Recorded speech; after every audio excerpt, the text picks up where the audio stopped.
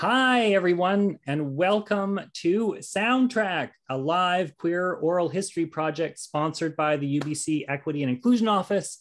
I'm your host, Michael V. Smith, and I'm coming to you from the beautiful unceded territory of the Syilx Okanagan people.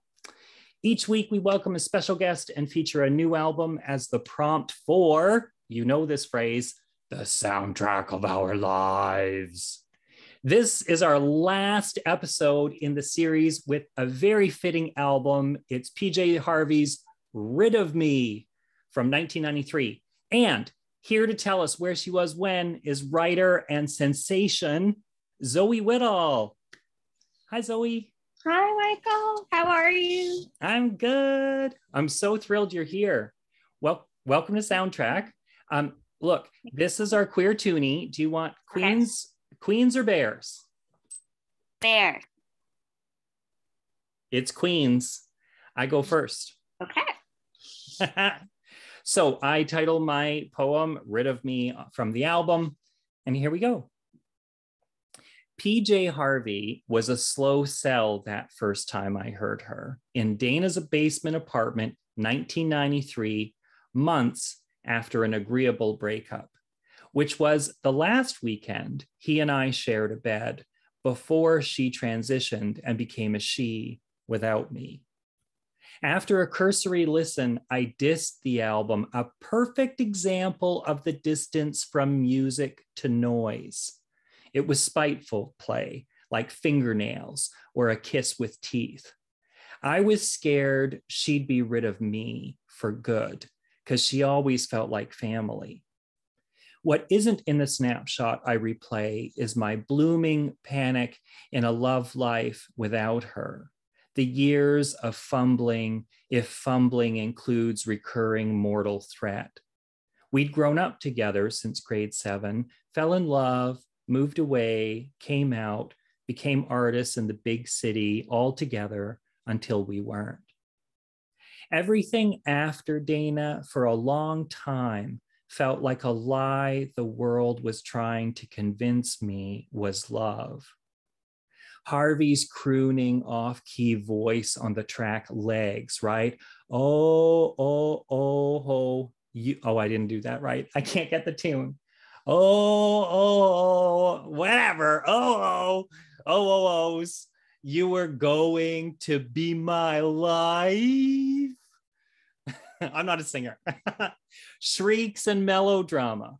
This was the year I started wearing dresses too, both around the house and doing drag. I felt great. My body was sort of remade in new clothes.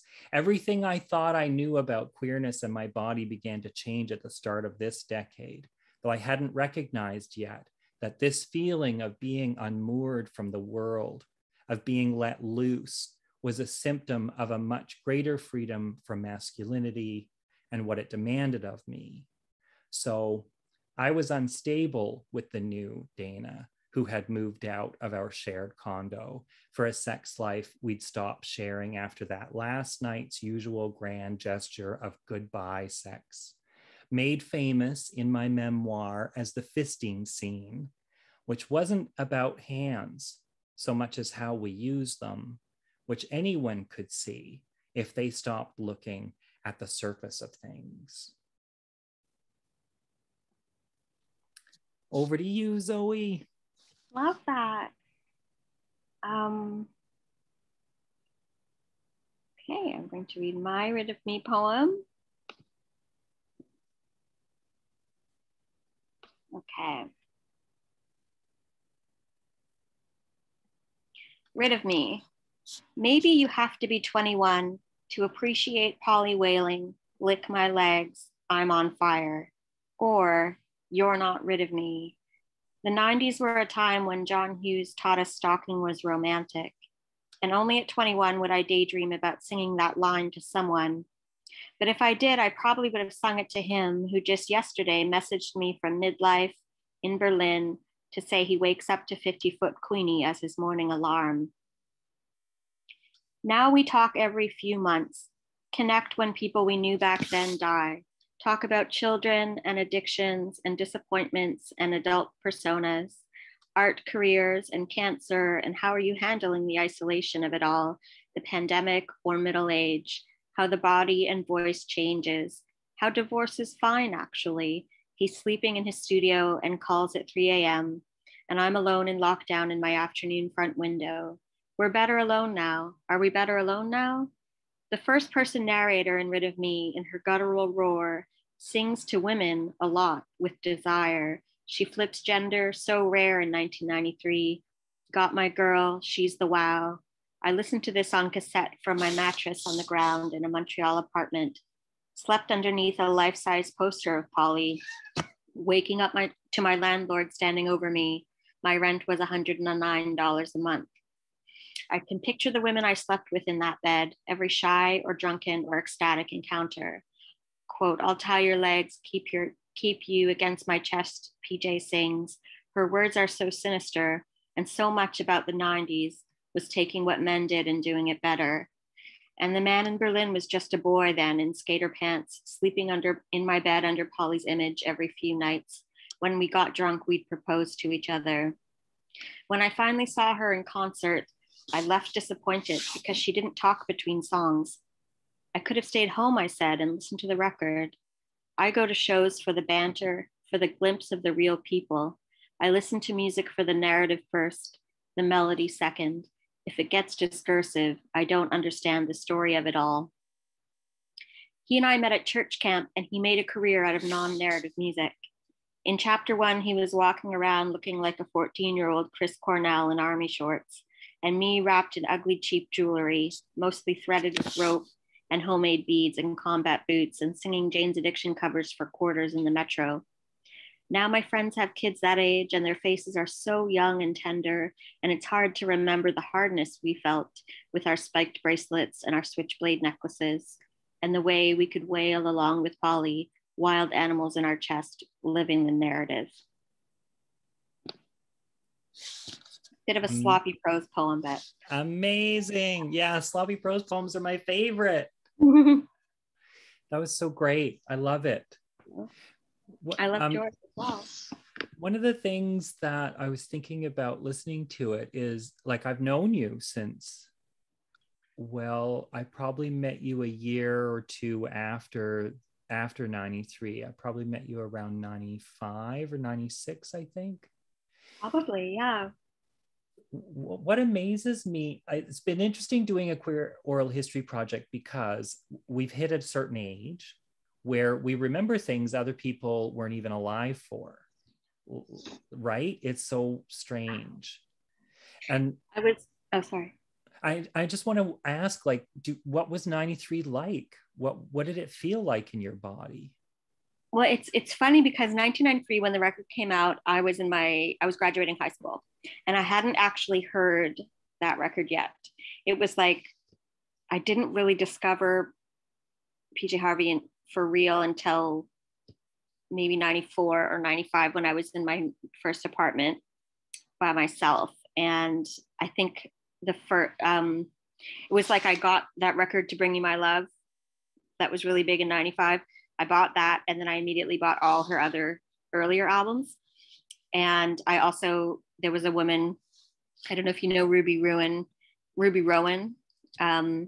She used to sing, I used to run an open mic night, and she would sing a cover of Stella Nagig. And also she would do Rid of Me. And so I kind of have all these different associations from that time, but it's a real visceral memory of like watching really cool women do covers of a lot of the songs on that album that I heard first, I think, before I heard the actual album. Yeah, such a good, but listening to it all, I walked in the woods yesterday and listened to it from start to finish, and it was like really different to hear in midlife. Yeah, I'm amazed at how music just reads differently years later. Last week or 2 weeks ago, we did Survivor by Destiny's Child. And there are, the slut shaming songs on that album, which you just can't imagine Beyonce doing, because look what she wears, Yes. Why is she not celebrating sexuality?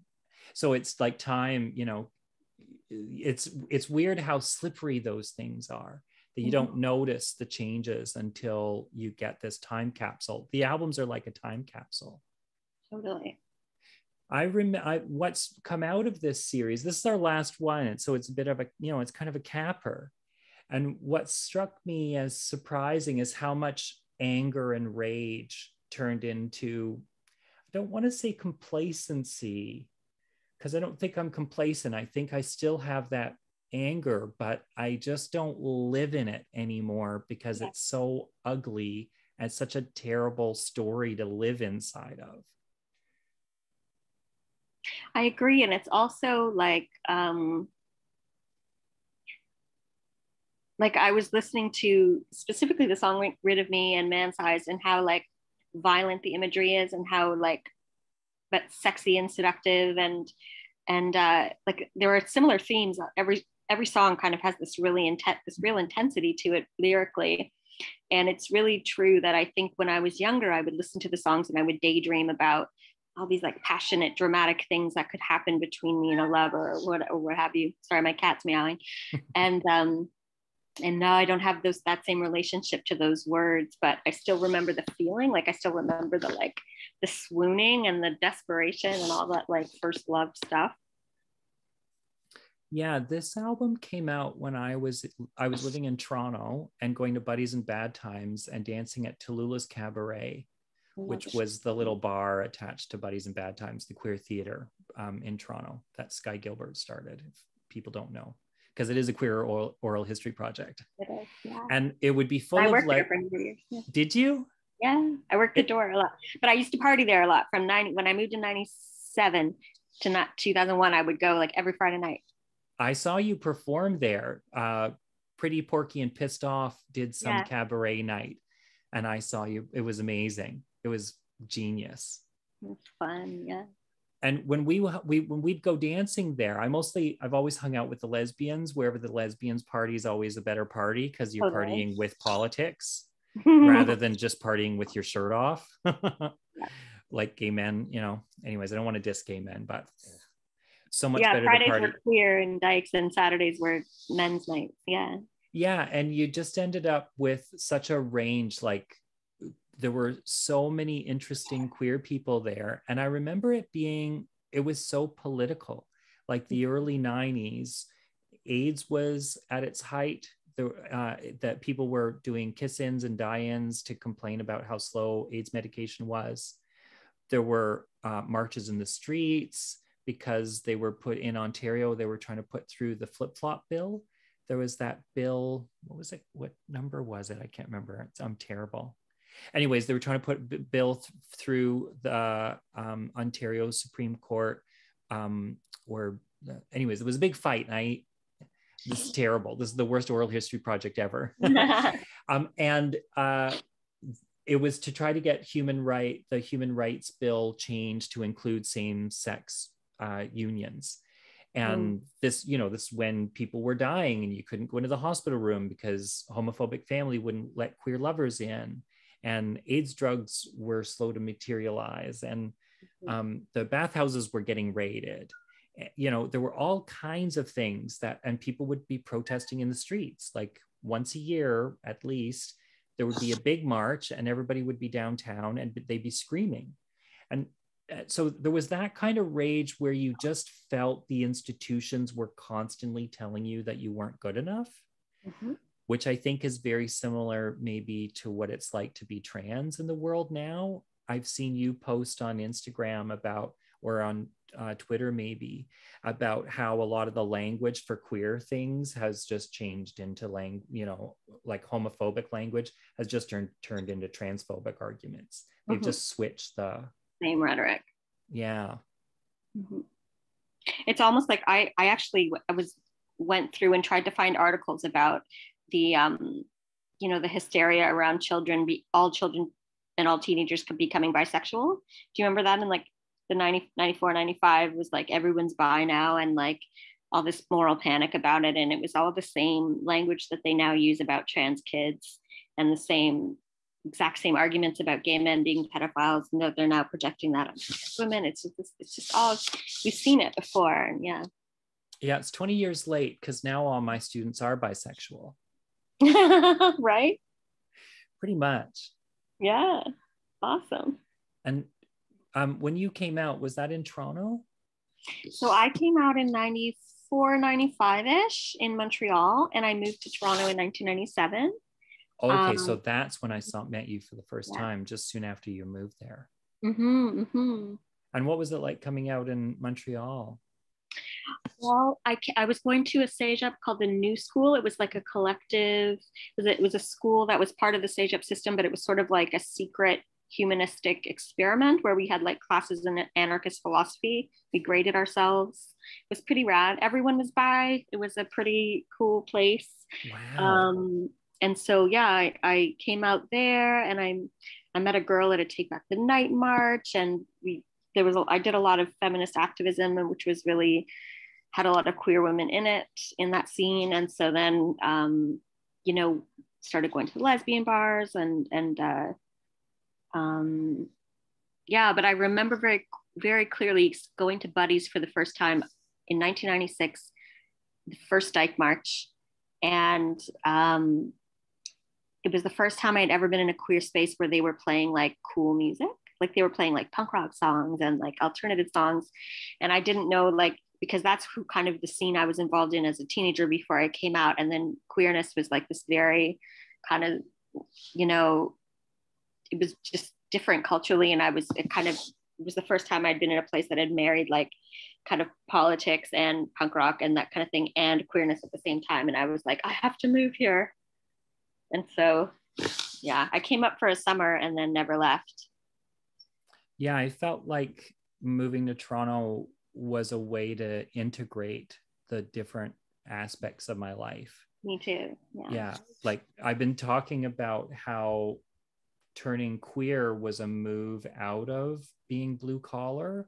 But it was, and that was a move into a different kind of culture. Like that was a move into art. I moved out of blue collar so I could move into art, essentially. And that meant music, theater. So you could see queer plays where people, you know, were gay and made out, which you never saw anywhere. It wasn't in movies, it wasn't on TV. You went to a play so you could see people pretend to be queer and make out, or be queer and pretend to make out.